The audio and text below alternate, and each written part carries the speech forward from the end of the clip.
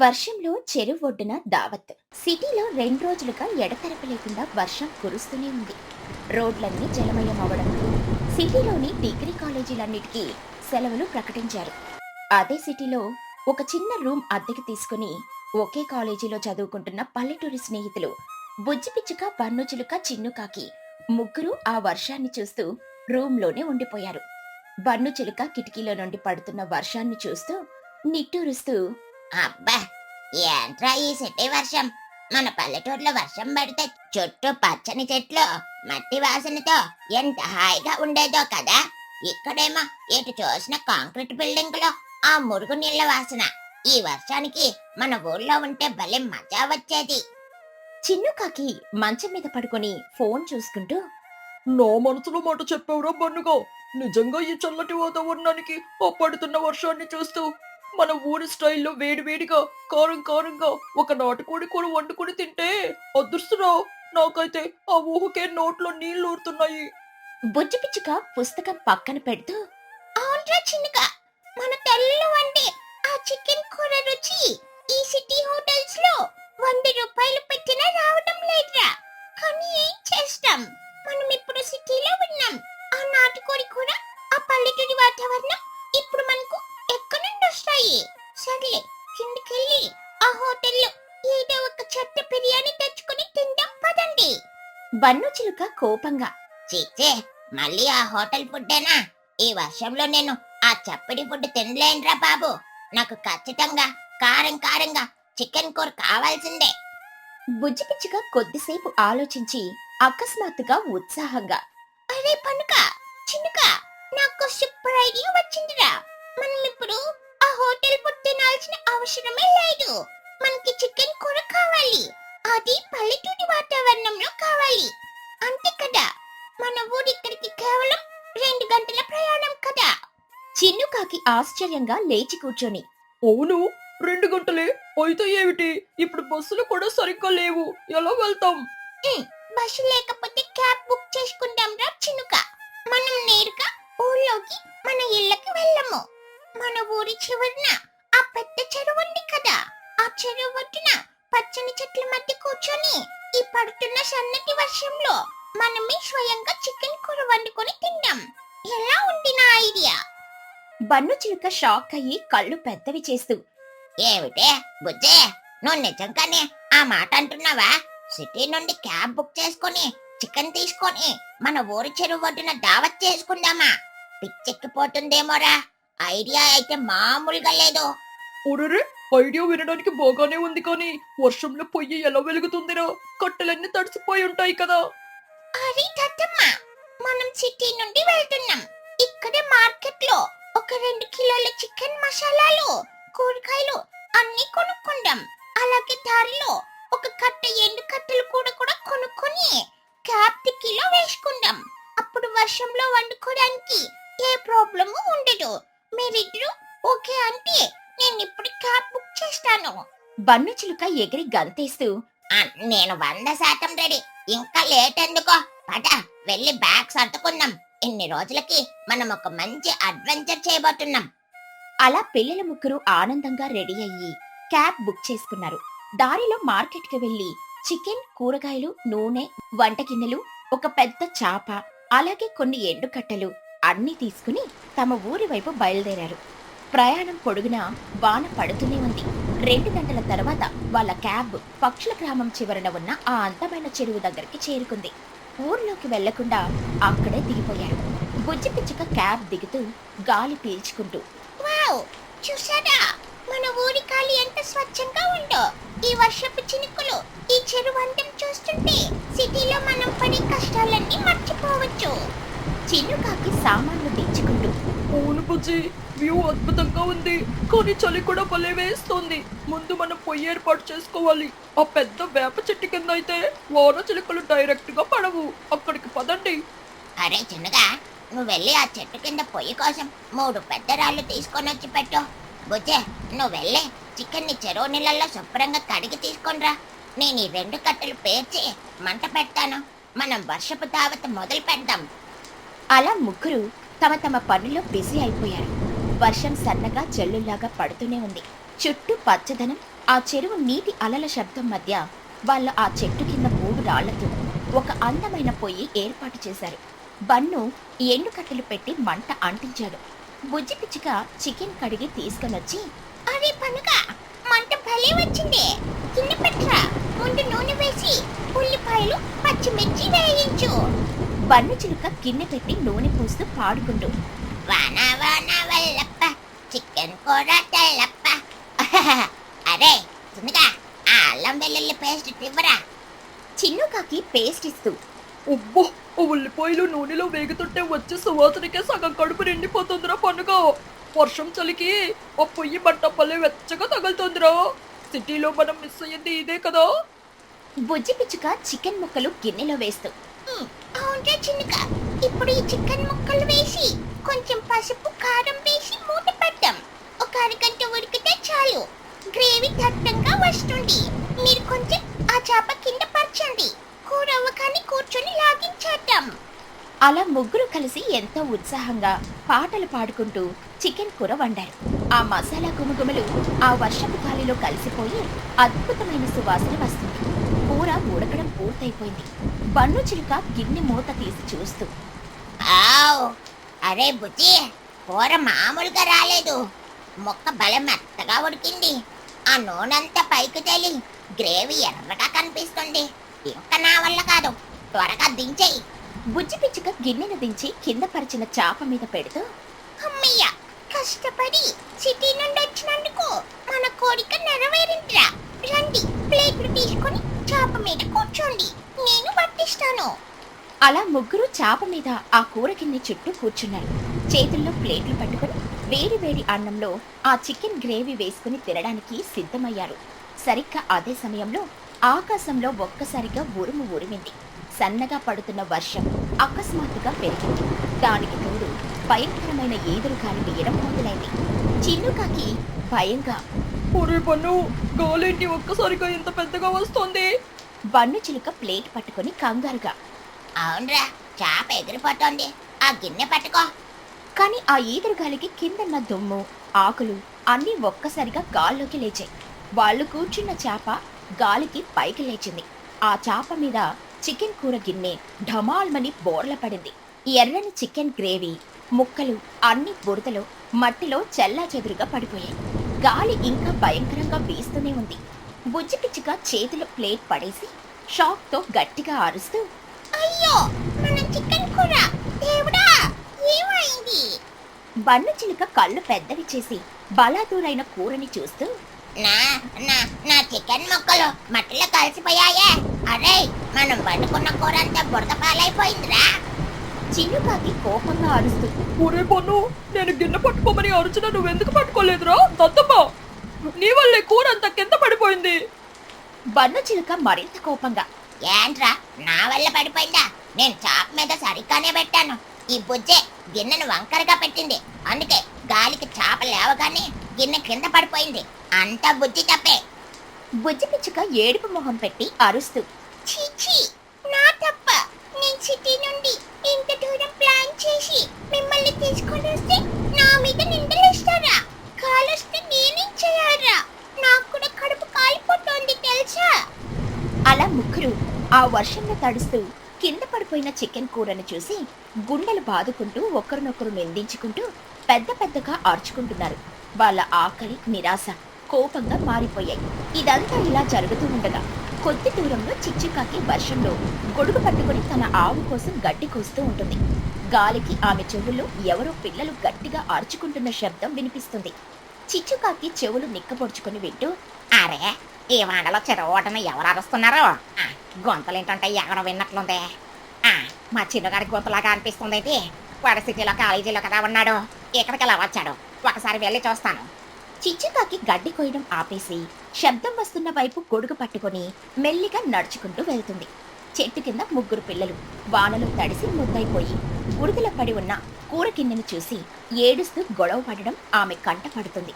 చిచ్చుకాకి షాక్ అయ్యి గట్టిగా అరుస్తూ, అరే చిన్న పన్ను వచ్చి ఏమిట్రా ఇదే? మీరెక్కడ ఏం చేస్తున్నారు?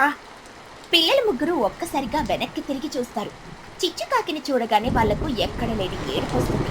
చిన్నుకాకి పరిగెత్తుకుంటూ వెళ్లి చిచ్చుకాకిని వాటేసుకుని ఏడుస్తూ, అమ్మో చిచ్చు మమ్మీ, చూసావా అమ్మా మాకెంత కష్టం వచ్చిందో. మేమెంత ఆశగా చికెన్ కూర వండుకున్నామో తెలుసా? అదంతా బురదలో గాలికి పడిపోయిందమ్మా. మాకు చాలా ఆకలిగా ఉందమ్మా. చిచ్చుకాకి వాళ్ళ అవతారాలు చూసి ఒక పక్క జాలి, ఇంకో పక్క నవ్వు ఆపుకుంటూ, అసలు మీరు సిటీలో ఉండాల్సిన వాళ్ళు ఈ వర్షంలో ఇక్కడికి ఎందుకు వచ్చారా? ఎవరికైనా చెప్పారా? ఈ చెరువు ఒడ్డున మీకేం పని? బన్ను చిలుక కళ్ళు తుడుచుకుంటూ, మాకు ఈ వర్షంలో నాటుకోడి కూర తినాలనిపించింది ఆంటీ.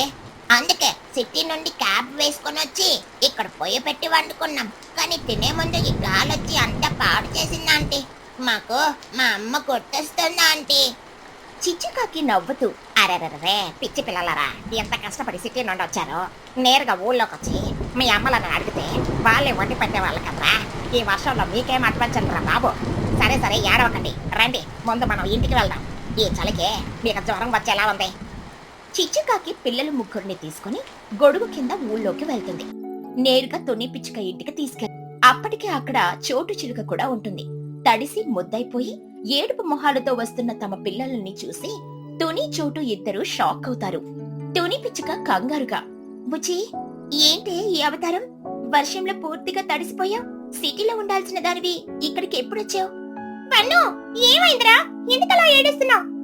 చిచ్చు, అసలు వీళ్ళు నీకు ఎక్కడ దొరికారు? చిచ్చుకాకి నవ్వాపుకోలేక పడి పడి నవ్వుతూ, ఏమని చెప్పమంటావుతోనే? వీళ్ళ తెలివితేటలు చూస్తే నాకైతే నవ్వాలో ఏడవాలో అర్థం కావడం లేదు.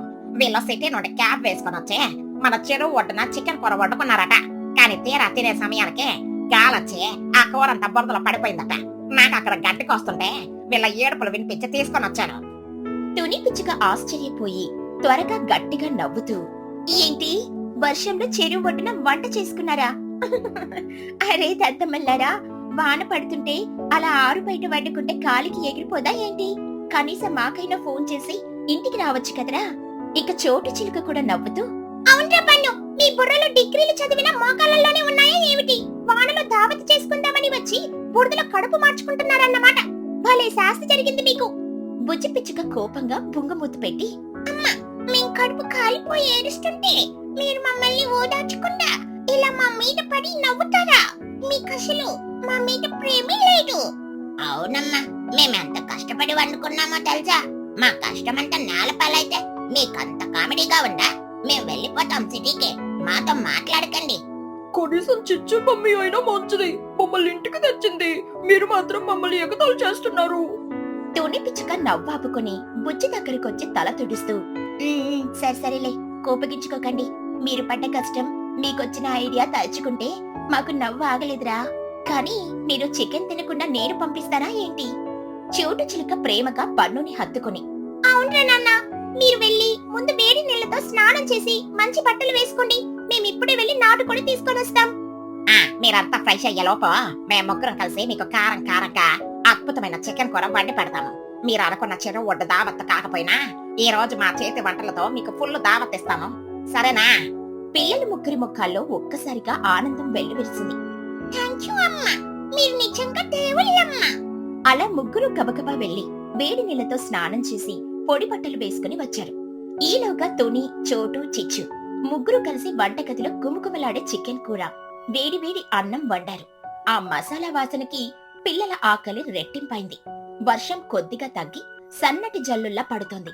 తుని పిచ్చుక ఇంటి ముందున్న విశాలమైన అరుగు మీద చాప పరిచారు. చల్లటి గాలి వీస్తూ ఉండగా పిల్లల ముగ్గురు చాప మీద కూర్చున్నారు. తల్లుల ముగ్గురు వాళ్ళకి ఎంతో ప్రేమగా వేడివేడి అన్నంలో చికెన్ కూడా వడ్డించారు. పన్ను చిలుక చికెన్ ముక్క నోట్లో పెట్టుకుని కళ్ళు మూసుకుని, అబ్బా ఏమి రుచిరా, మనం వండుకున్న దానికంటే మా అమ్మలు చేసిన కూర 100 రెట్లు బాగుందిరా. అవునరా పన్ను, ఆ చల్లటి గాలి, పల్లెటూరి వాతావరణం, అమ్మ చేతి వంట, మనం కోరుకున్నది ఇదే కదా. నిజమేరా చినుక, మనం అనుకున్నట్లు చెరువొడ్డున తినలేకపోయినా మన కోరిక మాత్రం నెరవేరింది. వర్షంలో అమ్మ చేతి వంట తినడం నిజంగా స్వర్గమే. అలా ముగ్గురు స్నేహితులు ఆ వర్షపు సాయంత్రాన్ని తమ తల్లులు వండిన రుచికరమైన చికెన్ కూరను ఎంతో ఆనందంగా ఆస్వాదించారు. వాళ్ళు చేసిన చెరువు ఒడ్డు దావత్ ప్లాన్ ఫ్లాప్ అయినా అది వాళ్ళ జీవితంలో ఎప్పటికీ మర్చిపోలేని ఒక తీపి జ్ఞాపకంగా, ఒక సరదా సంఘటనగా మిగిలిపోయింది. బావిలో వ్యాపారం. ఎండాకాలం తీవ్రంగా మండిపోతుంది. ఆ పక్షుల గ్రామంలో ఎండల వేడికి పంటలన్నీ మాడిపోయాయి. కూరగాయలు పండించడం కష్టమైపోయింది. దాంతో ఊరిలో ఎవరూ కూరగాయలు పండించడం మానేశారు. ఎవరికి కూరగాయలు కావాలన్నా సిటీకి వెళ్లి తెచ్చుకోవాల్సిన పరిస్థితి. ఈ వాతావరణం చూసి చిచ్చుకాకి బుర్రలో ఒక స్వార్థపూరితమైన ఆలోచన మెదిలింది. చిచ్చుకాకి తన ఇంటి వెనకాలున్న ఖాళీ స్థలాన్ని చూస్తూ తనలో తాను, ఊళ్ళో ఎవరు కూరగాయలు పండించడం లేదు, సిటీకి వెళ్ళి తెచ్చుకోవడం అంటే అందరికీ కష్టమే. అదే నేను ఇక్కడ కూరగాయలు పండించి సిటీ నుండి తెచ్చానని చెప్పి అమ్మితే నేను చెప్పిందే రేటు, 2 చేతుల లాభాలు సంపాదించొచ్చు. ఈ ఎండను నాకు అనుకూలంగా మార్చుకోవాలి. చిచ్చుకాకి వెంటనే సిటీకి వెళ్లి కొన్ని టొమాటో, వంకాయ, బెండకాయ విత్తనాలు కొనుక్కొని మరీ వచ్చింది. ఇంటి వెనకాల ఉన్న స్థలంలో విత్తనాలు నాటింది. పక్కనే ఉన్న పాడుపడిన బావిలో అడుగున కొంచెం నీళ్లున్నాయి. వాటిని చేతితో లాగి మొక్కలకు పోసింది. కొన్ని విత్తనాలు మిగిలిపోతే వాటిని నిర్లక్ష్యంగా ఆ బావిలో పడేసింది. అలా కొన్ని రోజులు గడిచాయి. చిచ్చుకాకి కష్టపడి నీళ్లు పోయడంతో మొక్కలు పెరిగి కూరగాయలు కాశాయి. ఎర్రటి టొమాటాలు, నిగనిగలాడే వంకాయలు చూసి చిచ్చుకాకి మురిసిపోయింది. చిచ్చుకాకి సంతోషంగా, అమ్మయ్య, నా కష్టం ఫలించింది. కూరగాయలు భలే కాసాయి. రేపొదయాన్నే వీటిని కోసి మార్కెట్లో అధిక ధరకు అమ్మేస్తాను. ఇక నా పంట పండినట్లే. డబ్బులే డబ్బులు. ఇక మరుసటి రోజు ఉదయాన్నే బుట్ట పట్టుకుని కూరగాయలు కోద్దామని వెళ్లిన చిచ్చుకాకి షాక్ తగిలింది. ఎండ తీవ్రతకు ఆ మొక్కలన్నీ మాడిపోయి కూరగాయలు వాడిపోయున్నాయి. చిచ్చుకాకి ఏడుస్తూ తల పట్టుకుని, అయ్యో దేవుడా, నా శ్రమంతా వృధా అయిపోయింది. నిన్నటిదాకా పచ్చగా ఉన్న మొక్కలు ఈ ఒక్క రోజులో ఇలా మాడిపోయాయేమిటి? ఈ ఎండ నా ఆశల మీద నీళ్లు చల్లింది. ఈ వాడిపోయిన కూరగాయలు ఎవరు కొనరు. అలా బాధతో కింద కూర్చున్న చిచ్చుకాకి చూపు యాదృచ్ఛికంగా పక్కనే ఉన్న బావిలోకి పడింది. అందులో దృశ్యాన్ని చూసి ఆమెకు నోట మాట రాలేదు. చిచ్చుకాకి బావిలోకి తొంగి చూస్తూ ఆశ్చర్యంగా, అరే, ఇదేమిటి? బావి లోపల టొమాటా, వంకాయ మొక్కలు పచ్చగా పెరిగాయి. వాటికి కూరగాయలు కూడా భలే తాజాగా ఉన్నాయే. ఒక్కటి కూడా వాడిపోలేదు. ఇదెలా సాధ్యం? ఓహో, ఆ రోజు మిగిలిన విత్తనాలు ఇందులో పడేశాను కదా, అవే ఈ మొక్కలు. చిచ్చుకాకి కాసేపు ఆలోచించింది. బావి లోపల వాతావరణాన్ని గమనించింది. చిచ్చుకాకి తనలో తాను, అర్థమైంది. బావి లోపల సూర్యరశ్మి నేరుగా పడదు కాబట్టి ఎండ వేడి తగలడం లేదు. పైగా అడుగున నీళ్లుండడం వల్ల ఎప్పుడు కొంచెం తేమ ఉంటుంది. అందుకే ఇక్కడ మొక్కలు మాడిపోకుండా తాజాగా పెరిగాయి. భలే ఐడియా. నేను నా కూరగాయల వ్యాపారాన్ని ఈ బావిలోనే చేస్తాను. బయట ఎండలకి ఎలాగో బతకవు. ఈ బావిలో పడేస్తే నేను మహారాణిని అయిపోతాను. ఆ రోజుటి నుండి చిచ్చుకాకి బావి అడుగున మట్టి పోసి అందులో విత్తనాలు చల్లి కూరగాయలు పండించడం మొదలుపెట్టింది. బావిలో చల్లదనం వల్ల కూరగాయలు బ్రహ్మాండంగా పెరిగాయి. ప్రతిరోజు ఉదయం బావిలో నుండి తాజా కూరగాయలు కోసి బుట్టలో పెట్టుకుని మార్కెట్కి వెళ్లేది. చిచ్చుకాకి మార్కెట్లో గట్టిగా అరుస్తూ, రండి బాబు రండి. ఆ తాజా కూరగాయలు, సిటీ నుండి స్పెషల్ గా తెప్పించిన టమాటాలు, వంకాయలు, రండి కొనుక్కోండి. తుని పిచ్చుక కూరగాయల్ని చూస్తూ ఆశ్చర్యంగా, ఏంటి చిచ్చు, ఈ ఎండల్లో ఇంత తాజా కూరగాయలు ఎక్కడ దొరికాయి నీకు? సిటీలో కూడా ఇంత బాగుండవు కదా, కేజీ ఎంత? చిచ్చుకాకి గర్వంగా, సిటీలో మా బంధువుల దగ్గర ప్రత్యేకంగా పండించినవతోని అందుకే ఇంత ఫ్రెష్ గా ఉన్నాయి. వంకాయలు కేజీ 100 రూపాయలు, టమాటాలు కేజీ 150. చోటు చిలుక షాక్ అయ్యి, ఏంటి 150 రూపాయలా? ఇది మరీ పగటి దోపిడిలాగా ఉంది చిచ్చు. సిటీలో 50 రూపాయలే కదా. చిచ్చుకాకి వెటకారంగా, సిటీకి వెళ్ళి తెచ్చుకోవడానికి బస్సు ఛార్జీలు, టైము అన్నీ లెక్కేసుకుంటే మీకు ఇదే తక్కువ చోటు. అయినా నా దగ్గరున్నవి చాలా స్పెషల్ కూరగాయలు. ఇష్టమైతే కొనుక్కో, లేకపోతే మాని, నాకేం నష్టం లేదు.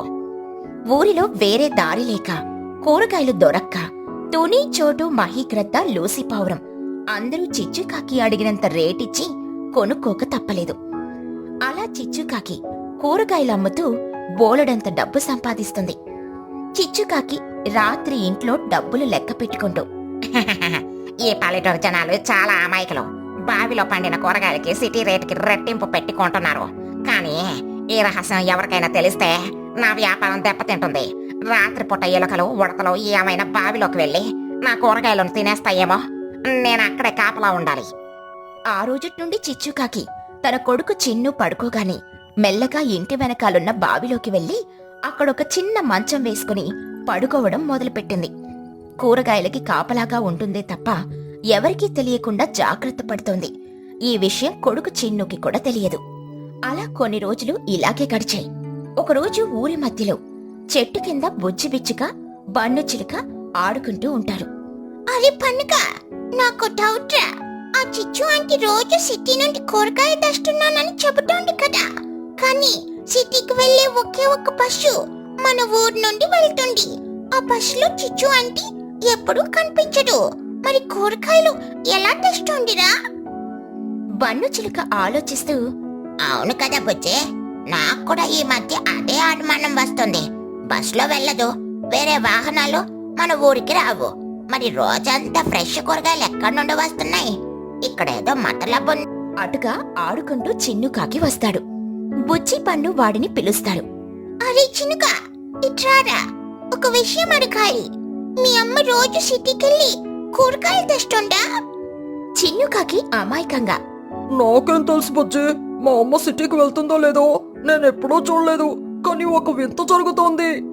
వింత? ఏమిట్రా అది? ఈ మధ్య మా అమ్మ రాత్రిపూట ఇంట్లో పడుకోవడం లేదురా.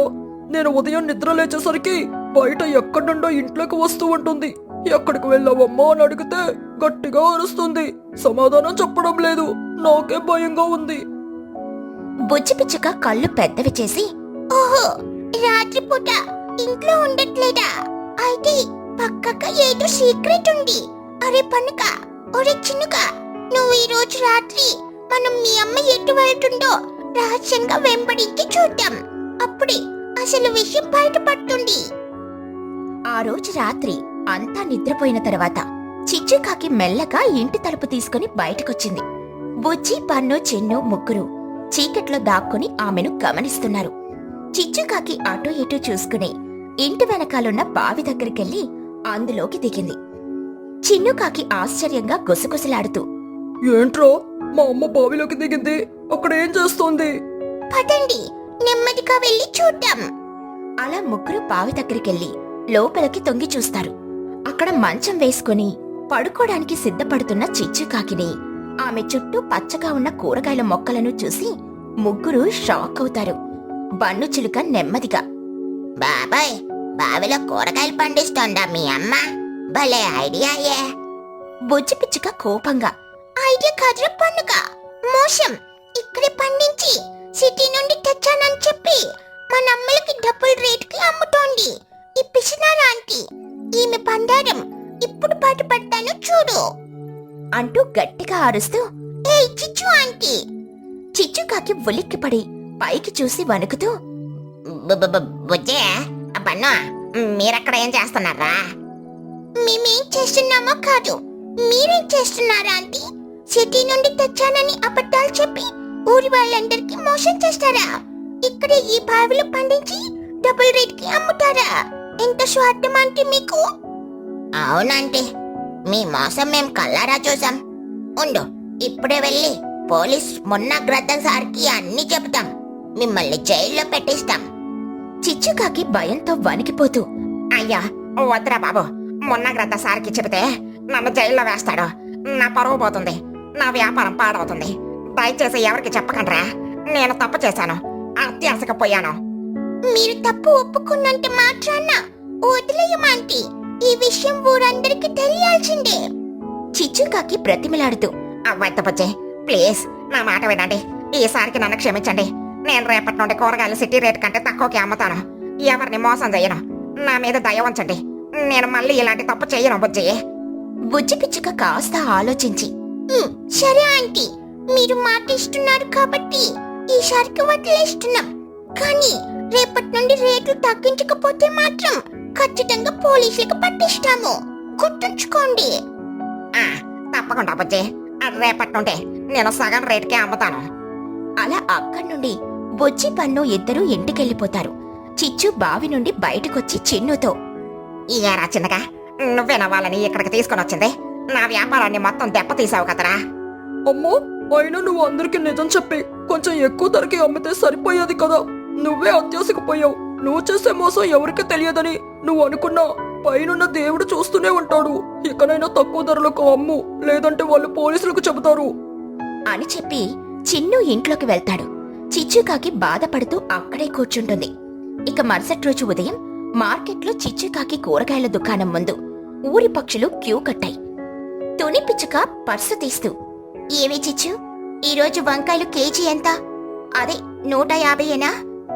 చిచ్చుకాకి నవ్వుతూ, లేదుతోనే ఈ రోజు నుండి వంకాయలు కేజీ కేవలం 40 రూపాయలు మాత్రమే, టమాటాలు 30 రూపాయలు. చోటు చిలుక షాక్ అయ్యి, ఏమిటి 40 రూపాయలా? నిన్నటి దాకా 150 అన్నావు కదా, రాత్రికి రాత్రి ఏమైంది చిచ్చు, ఇంత రేటు ఎలా తగ్గించావు? మహీకృత ఆశ్చర్యంగా, అవును చిచ్చు, ఎప్పుడు లాభం చూసుకునే నువ్వు ఇలా సగానికి సగం రేటు ఎలా తగ్గించావు? సిటీలో రేట్లు తగ్గాయా ఏంటి? చిచ్చుకాకి కంగారుగా కవర్ చేస్తూ, అవును మహిగారు, సిటీలో రేట్లు బాగా తగ్గిపోయాయి. వాళ్ళు నాకు తక్కువకే ఇచ్చారు, అందుకే నేను మీకు తక్కువకే ఇస్తున్నాను. మీరంతా నా ఊరి వాళ్ళే కదా, మీ దగ్గర నేను ఎక్కువ ఎందుకు తీసుకుంటాను? తీసుకోండి, మీకు కావాల్సినన్ని తీసుకోండి. అమ్మయ్యా, ఈ రోజుతో మా కష్టాలు తీరాయి. బ్రతుకు జీవుడా అని రోజు నీ దగ్గర కొని మా డబ్బులు అయిపోతున్నాయి అనుకున్నాం. సరే, నాకొక 2 కేజీలివ్వు. చిచ్చుకాకి ఎంతో వినయంగా అందరికీ తక్కువ ధరకి కూరగాయలమ్మడం మొదలుపెట్టింది. దూరంగా చెట్టు కింద నిలబడి చూస్తున్న బుజ్జి, బన్ను, చిన్నులు ఒకరి ముఖాలొకరు చూసుకుని నవ్వుకున్నారు. చూసావా బన్నుక, మన దెబ్బకు చిచ్చు ఆంటీ దారిలోకి వచ్చేసింది. అవును బుజ్జే, ఇంకెప్పుడు ఆంటీ మోసం చేయదు. చిచ్చుకాకి తన బావిలో కూరగాయలు పండిస్తూ ఎవరికీ అనుమానం రాకుండా న్యాయమైన ధరకే అమ్ముకుంటూ తన వ్యాపారాన్ని ప్రశాంతంగా కొనసాగించింది. ఆమె అత్యాశ తగ్గి నిజాయితీగా వ్యాపారం చేయడం నేర్చుకుంది.